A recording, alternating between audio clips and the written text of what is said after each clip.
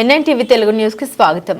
రాష్ట్రంలో ఈ కూటమి ప్రభుత్వం అధికారంలోకి వచ్చిన నాటి నుండి వైసీపీ నాయకులపై దాడులు, హత్యలు పెరిగిపోయాయని, వెంటనే ప్రభుత్వం స్పందించి వాటిని నిలుపుదల చేయాలని, లేని పక్షంలో తీవ్ర పరిణామాలు తప్పవని వైకాపా యోజన విభాగం రీజనల్ కోఆర్డినేటర్ జక్కంపూడి గణేష్ హెచ్చరించారు. స్థానిక ప్రెస్ క్లబ్ లో శుక్రవారం ఏర్పాటు చేసిన విలేకరుల సమావేశంలో జక్కంపూడి గణేష్ మాట్లాడుతూ, దివంగత ముఖ్యమంత్రి డాక్టర్ వైఎస్ రాజశేఖర రెడ్డి, మాజీ ముఖ్యమంత్రి జగన్మోహన్ రెడ్డిపై అభిమానంతో వైఎస్ఆర్సీపీలో ఉన్నామని, తమపై దాడులకు తెగబడితే మేము తిరగబడతామని స్పష్టం చేశారు. YCP regional coordinator MP Mithun రెడ్డిని కూడా పర్యటించకుండా టీడీపీ శ్రేణులు అడ్డుపడుతూ ఉన్నారని, వినుకొండలో యువజన విభాగం నాయకుడు రషీద్ పై కత్తితో దారుణంగా దాడి చేసి హతమార్చడం ఎంతవరకు సమంజసమని ప్రశ్నించారు. గత 5 ఏళ్లు అధికారం ఉందని, తామెప్పుడు కక్ష సాధింపులకు దిగలేదన్నారు. సాక్షాత్తు ఒక ఎంపీకి రక్షణ లేకపోతే ఇక సామాన్య ప్రజల పరిస్థితి ఏంటని నిలదీశారు.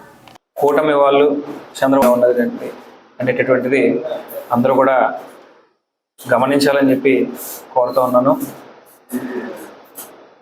మొన్నే సంబంధించినటువంటి రషీద్ అనేటటువంటి యువకుడిని దారుణంగా నడి రోడ్డు మీద హతమార్చడం జరిగింది. ఏంట్రా ఎందుకు జరుగుతూ ఉన్నాయి అంటే,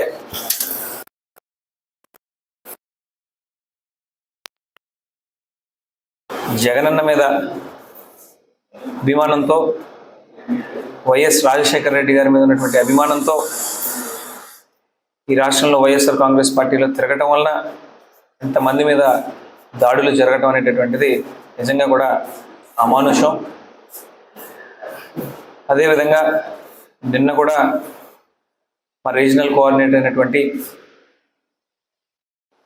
మిథున్ రెడ్డి గారి మీద జరిగినటువంటి దాడిని కూడా తీవ్రంగా ఖండిస్తూ ఉన్నాం. ఒక ఎంపీకే రక్షణ లేదు అని అంటే సామాన్య ప్రజల పరిస్థితి ఏ విధంగా ఉన్నది అనేటటువంటిది ఆలోచన చేయమని చెప్పి ఈ సందర్భంగా కోరుతా ఉన్నాం. మిథున్ రెడ్డి గారిని బహుశా 5 జిల్లాల్లో అందరికన్నా దగ్గర నుండి చూసినటువంటి వ్యక్తుల్లో నేను ఒకరిని. ఆయన వ్యక్తిత్వం నాకు బాగా తెలుసు. ఆయన ఈనాడు కూడా అధికారం ఉంది కదా అని చెప్పి కక్ష సాధింపు చర్యలు, లేదంటే క్యాడర్ని పక్కన పెట్టేయడం, విధ్వంస కాండలకి కాళ్ళు దూవటం, ఇటువంటివి చేసేటటువంటి మనస్తత్వం ఆయనది కాదు. ఎందుకనంటే ఇక్కడ రీజనల్ కోఆర్డినేటర్గా పనిచేసినప్పుడు ఇక్కడ ఎన్నో వర్గపోరులు అవన్నీ ఉన్నటువంటి విషయం వాస్తవం, అందరికీ తెలిసినటువంటి విషయం. అది ప్రతి నియోజకవర్గంలోనూ ఉండొచ్చవి. అటువంటి సమయంలో కూడా ఎంతో జాగ్రత్తగా పెద్దన్న పాత్ర వహిస్తూ ఎవరికి గొడవలు లేకుండా సర్ది చెప్పేటటువంటి మనస్తత్వాన్ని నేను దగ్గర నుండి చూశాను. అటువంటి వ్యక్తి మీద ఈ రోజున దాడులు చేయడం నిజంగా కూడా చాలా సిగ్గుచేటటువంటి విషయం. నేను దాన్ని తీవ్రంగా ఖండిస్తూ ఉన్నాం. అవసరమైతే మేము కూడా రోడ్డు ఎక్కాల్సి వస్తుందని చెప్పి ఈ సందర్భంగా తెలుగుదేశం పార్టీ వాళ్ళని హెచ్చరిస్తూ ఉన్నాం. మీరు చేసేటటువంటి దాడులు ఏదో గొప్పని మీరు అనుకుంటా ఉన్నారేమో. ఏదో ఎన్నికలైన తర్వాత అందరూ ఉంటారు, మనం కూడా సమయస్ఫూర్తిని మెయింటైన్ చేయాలి. తొందరగా ఇంకోళ్ళ మీద కాలు దూవటం మంచి పద్ధతి కాదు కదా అని చెప్పేసి ఇప్పటిదాకా ఉపేక్షించాం. రానున్న రోజుల్లో మేము కూడా రోడ్లు ఎక్కాల్సి వస్తుంది. మీరు కొడితే చూస్తూ ఊరుకోవాల్సినటువంటి అవసరం మాకైతే లేదు.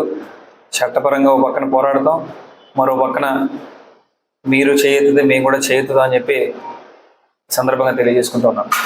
ఇటువంటి పరిస్థితుల్లోనే భయపడిపోయి పడినటువంటి వ్యక్తులు అయితే మేము కాదు. రాజశేఖర రెడ్డి గారి దగ్గర నుంచి కూడా గుండె ధైర్యంతో, ఆత్మవిశ్వాసంతో ఆయన్నే స్ఫూర్తిగా తీసుకుని పనిచేసినటువంటి వ్యక్తులం. మా జగనన్న కోసం వేరే చెప్పవలసినటువంటి అవసరం లేదు. సోనియా గాంధీ గారి లాంటి అంతర్జాతీయ గుర్తింపు ఉన్నటువంటి వాళ్ళనే అతని సిద్ధాంతాలకి గౌరవం ఇచ్చి బయటకు వచ్చి పోరాడినటువంటి పోరాట యోధుడు మా నాయకుడు వైఎస్ జగన్మోహన్ రెడ్డి గారు. ఆయన పార్టీలో పనిచేస్తూ ఉన్నాం. రాజకీయాల్లో అందరికీ తెలిసిందే, ఏ పదవి కూడా శాశ్వతం కాదు. ఒకసారి వాళ్ళు ఉన్నారు, ఒకసారి మేము ఉండొచ్చు, రేపు మళ్ళీ మేము రావచ్చు. ఇవన్నీ కూడా జరుగుతూ ఉంటాయి. అలాగని మనకి పదవిని ఇచ్చారు కదా ప్రజలు, మనం ఎవడి మీదైనా దాడి చేయొచ్చు, మనం కక్షాదింపు చర్యలు చేయొచ్చు అంటే అది వాళ్ళ అమాయకత్వం అని చెప్పి సందర్భంగా తెలియజేసుకుంటున్నాను. ఒకటి విషయం అయితే మాత్రం, యువజన విభాగం రీజనల్ కోఆర్డినేటర్గా ఖచ్చితంగా చెప్తా ఉన్నా, ఇటువంటి దాడులు జరిగితే మాత్రం ఖచ్చితంగా రోడ్లు ఎక్కుతాం, మేము కూడా నిరసనలు తెలియజేయాల్సి వస్తుంది. మా వరకు వస్తే మేము కూడా తిరగబడాల్సి ఉంటుందని చెప్పి ఈ సందర్భంగా హెచ్చరిస్తా ఉన్నా. కూడా కూటమిగా ఏర్పడి వచ్చారు. ఆ కూటమిలో భాగంగా కొన్ని ఖచ్చితంగా ఒప్పుకుంటున్నాం. మా పార్టీకి సంబంధించినటువంటి పాలసీస్లో కూడా, గవర్నెన్స్లో కూడా తప్పిదాలు జరిగినాయి. వాటి వల్ల కూడా ఈ రోజున అధికారం కోల్పోవడం జరిగింది. ఇవన్నీ కూడా ఒక పాఠాలుగా నేర్చుకుని రానున్న రోజుల్లో ప్రజల మన్నలను మరింతగా పొందే విధంగా పనిచేసి ముందుకు వెళ్తాం. ఇక్కడితో ఏదో వైసీపీ ఆగిపోతుంది, వైసీపీ అయిపోయింది అనుకుంటే మాత్రం అది మీ అమాయకత్వం అని చెప్పి సందర్భంగా తెలియజేసుకుంటాం. జగన్మోహన్ రెడ్డి అనేటటువంటి వ్యక్తి పోరాట యోధుడు.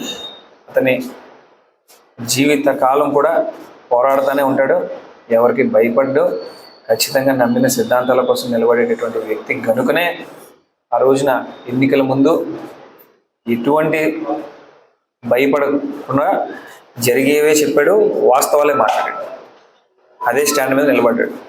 అంతమంది కలుస్తున్నా సరే ఈ రోజున భయపడలా. ఎందుకంటే ప్రజలకు నేను చేసినటువంటి సంక్షేమ పథకాలే నాకు శ్రీరామ రక్షగా నిలబడతాయని మా నాయకుడు ఆశించాడు.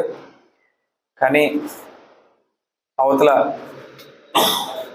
కూటమి కట్టినటువంటి వ్యక్తులు కూడా బలవంతులు అవ్వడంతో ఇటువంటి పరిణామాలన్నీ కూడా నేను చూడాల్సి వస్తాం.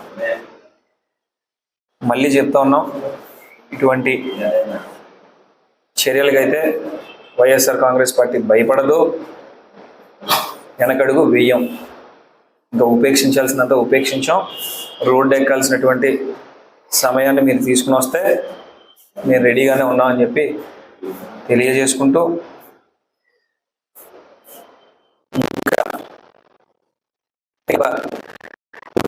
ముందే మళ్ళీ కొడతారు ఏదో గొప్పని అనుకుంటున్నారు. మేము కూడా అన్ని విధాలుగా టక్కముక్కిలు తినే 10 సంవత్సరాలు ప్రతిపక్షాన్ని చూసే అధికారంలోకి వచ్చాం. ప్రతిపక్షం మాకేం కొత్త అయితే కాదు, ఎన్నో ఇబ్బందులు పడ్డాం, ఈ రోజుకి ఇంకా పడతా ఉన్నాం. మేమందరం ఎన్నో రకాలుగా కోల్పోయి కూడా ఉన్నాం, ఆర్థికంగా కూడా కోల్పోయి ఉన్నాం. గతంలోనే అవన్నీ ఫేస్ చేసాం, మళ్ళీ ఇప్పుడు ఫేస్ చేయడానికి కూడా సిద్ధంగానే ఉన్నాం. ఎప్పుడైతే తెలుగుదేశం పార్టీ అధికారంలోకి వచ్చిందో ఆ రోజునే ఖచ్చితంగా మా మీద కేసులు కడతారని తెలుసు, అన్యాయంగా మా మీదకి వస్తారని తెలుసు. కానీ ఊహించిన దానికన్నా మరీ బరితెగించి ప్రజలు ఏమనుకున్నా పర్వాలేదు అనే విధంగా దాడులు చేస్తూ ఉన్నారు. ఇదైతే మంచి పద్ధతి కాదు. మేమైతే దేన్నైనా ఎదుర్కోవడానికి సంసిద్ధంగా ఉన్నామని చెప్పి తెలియజేసుకుంటాం. గుర్తింపబడలేదు. ఈరోజు జనసేన పార్టీకి ఉన్నటువంటి కాపు ఆకర్షణ వైఎస్ఆర్ కాంగ్రెస్ పార్టీకి కానీ, తెలుగుదేశం కానీ, వేరే పార్టీకి ఏది రాలేదు. ఎందుకంటే వాళ్ళ అధినాయకుడు కాపు అవడం వల్ల. దాడిశెట్టి రాజన్నయ్య కానీ, అంబటి రాంబాబు గారు కానీ, మేము కానీ జగన్మోహన్ రెడ్డి గారితో విడదీయలేని అనుబంధం ఉంది. రాజన్నయ్య అది తప్పు చేయడం చెప్పి ప్రగాఢంగా నమ్ముతా ఉన్నా, అది చేయడు కూడా.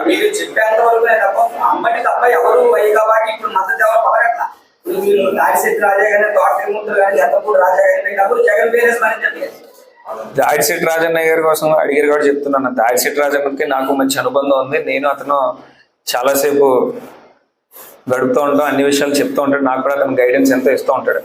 రాజన్నయ్యకి జగన్మోహన్ రెడ్డి అంటే చాలా చాలా విపరీతమైనటువంటి గౌరవం, విపరీతమైనటువంటి అభిమానం. ఈ జిల్లాలో నాకు తెలిసిండగా జగన్మోహన్ రెడ్డి గారికి ప్రధాన శిష్యులు ఎవరైనా వస్తే ఇద్దరు రాజాలు, జక్కంపూడి రాజా, దాడిశెట్టి రాజా.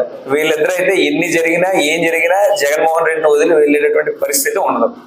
అది అన్డౌటెడ్గా. కొత్తగా వచ్చిన వాళ్ళు ప్రతిపక్షంలో ఉన్నప్పుడు ఇప్పుడు కనబడిన వాళ్ళు అందరూ వస్తుంటారు, వెళ్ళిపోతుంటారు. ఇంకా 5 సంవత్సరాలు పార్టీ రన్ చేయాలి, ఇక్కడ నుంచి మొదలుకొని ఒక సంవత్సరం పోయాక జగన్మోహన్ రెడ్డి గారు కూడా రకరకాల పిలుపులు ఇస్తారు. నిరసనలు తెలియజేయమంటారు, బంధులు ఉంటాయి, ప్రభుత్వ వ్యతిరేక కలాపాలు రకరకాలు జరుగుతాయి. వాటిలన్నింటికి కూడా సిద్ధమై ఉన్నాం. అవి మేమైతే చేయగలం. ఓ 10 సంవత్సరాలు ఎప్పుడు పార్టీ కనపడకుండా ఇటీవల వచ్చి పదవులు అనిపించి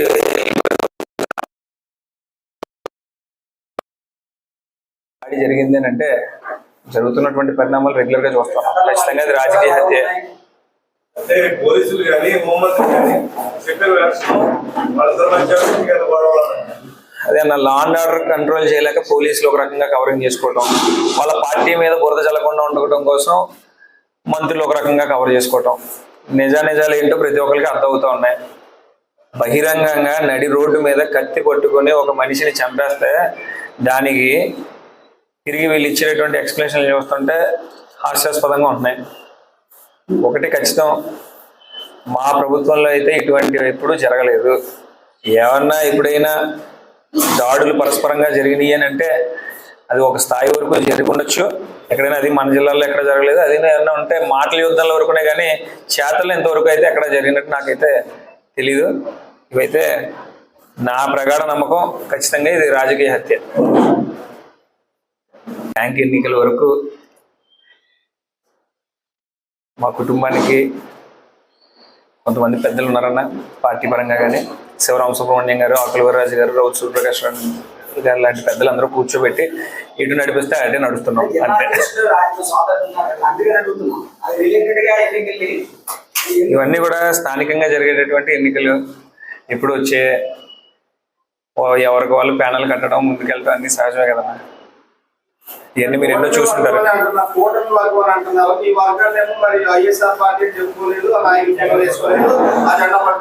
అదే అడుగుతున్నాను, అదే చెప్తున్నాను.